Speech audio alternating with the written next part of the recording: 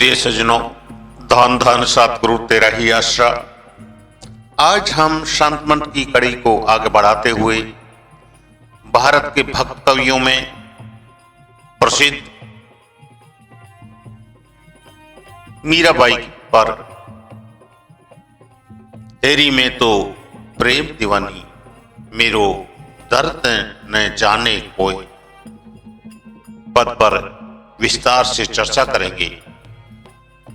मीराबाई सांसारिक ऐश्वर्य में संपन्न परिवार यानी मेवाड़ राज घराने में पैदा होने के बावजूद सभी सुख सुविधाओं और मान सम्मान होने पर भी दुखी कैसे थी,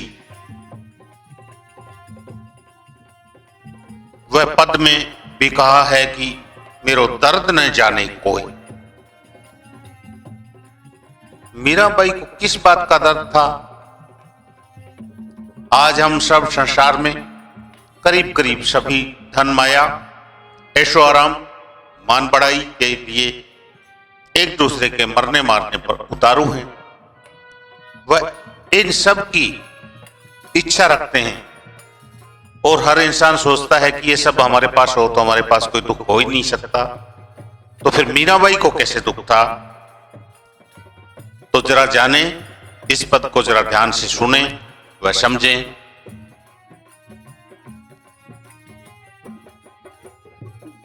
तेरी में तो प्रेम दीवानी मेरा दर्द न जाने कोई।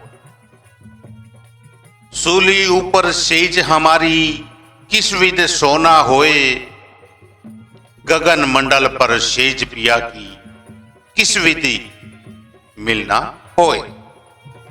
अरे मैं तो प्रेम दीवानी मेरो दर्द ना जाने कोई। घायल की गति घायल जाने की जिन लाई होए, जोहर की गति जोहर जाने की जिन जोहर होए। हेरी में तो प्रेम दीवानी मेरो दर्द ना जाने कोई।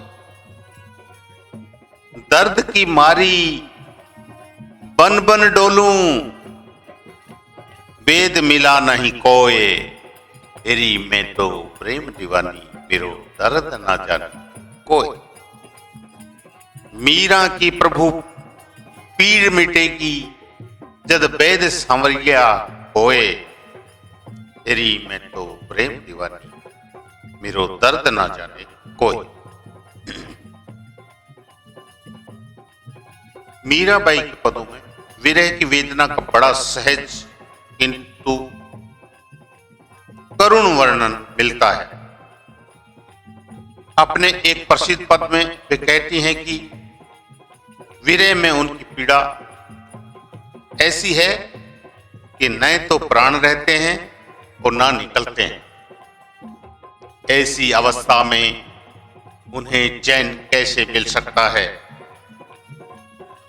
उनकी हालत ऐसी है मानो सूली पर उनकी सेज बिछी हुई है, जिस पर आराम से सोना कैसे हो सकता है। मनुष्य के शरीर में परमात्मा दोनों आंखों के पीछे आध्यात्मिक मंडलों में निवास करता है। जब तक आत्मा 9 द्वारों को खाली करके उस स्थान पर नहीं पहुंचती, वह मालिक से कैसे मिल सकती है। इस भाव को व्यक्त करते हुए मीराबाई कहती हैं कि प्रीतम की सेज तो गगन मंडल पर है और वह खुद धरती अर्थात 9 द्वारों पर है। वे मिलाप के सुख को कैसे प्राप्त कर सकती है? गीत की टेक में मीराबाई कहती हैं कि हे सखी, मैं प्रभु के प्रेम में आत्म विस्मृत और दीवानी हो गई हूं। मेरे वियोग की वेदना को कोई नहीं जानता। इसी पद में मीराबाई आगे कहती हैं कि एक घायल की अवस्था को वही जान सकता है जिसे ऐसे मर्मांतक घाव लगे हों, या वह जानता है जिसने विरह रूपी बाण से उनके हृदय को बेंधा हो, तो मेरो दर्द ना जाने कोई। घायल की गति घायल जाने की जिन लाई लोय। जिस प्रकार एक घायल पशु वन वन भटकता रहता है, वैसे ही मीराबाई अपनी वेदना में वन मन डोल रही है। दर्द की मारी वन वन डोलूं, वेद मिला नहीं कोई। उन्हें ऐसा कोई उपचार करने वाला वैद्य ना मिला जो उनकी असहनीय पीड़ा, यानी जो दुख, ऐसा दुख जो आसानी से सहन नहीं हो सकता, वो दूर कर सके। पद के अंत में मीरा की प्रभु पीड़ मिटेगी जब वैद्य सांवलिया होए। पद के अंत में मीराबाई कहती हैं कि उनकी व्यथा का अंत तो तभी होगा जब खुद उनके प्रीतम वैद्य के रूप में आकर उनका उपचार करेंगे। देखो सज्जनों, मालिक को प्राप्त करने के लिए ऐसी दीवानगी और ऐसा दर्द हर जीव के अंदर उठेगा। संसारिक मोह माया से उठकर, काम क्रोध लोभ मोह अहंकार से उठकर,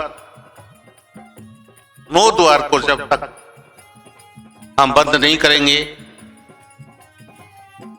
तो उस असली वैद्य जो हमारे जीवन का, हमारे रोग का, हमारे दर्द का उपचार कर सकता है, वो हमें नहीं मिल सकता। मीराबाई ने तो तेरी में तो प्रेम दीवानी मेरो, दर्द ना जाने कोई। अपना दर्द अपने वैद्य परम शांत पूर्ण ताकत रविदास जी के आगे जाके और उनको तन मन धन अर्पण करके और संसारिक तुच्छ ऐश्वर्य को त्याग करके प्राप्त कर लिया। ऐसी करनी अगर हम करेंगे तो हमारा बेड़ा पार है, नहीं तो हम यहीं धक्के खाते रहेंगे और वो 84 लाख योनियों में भटकते रहेंगे। आगे आप और हम अपना अपना ख्याल रखें और जाने। धन धन सतगुरु जी तेरा ही आसरा।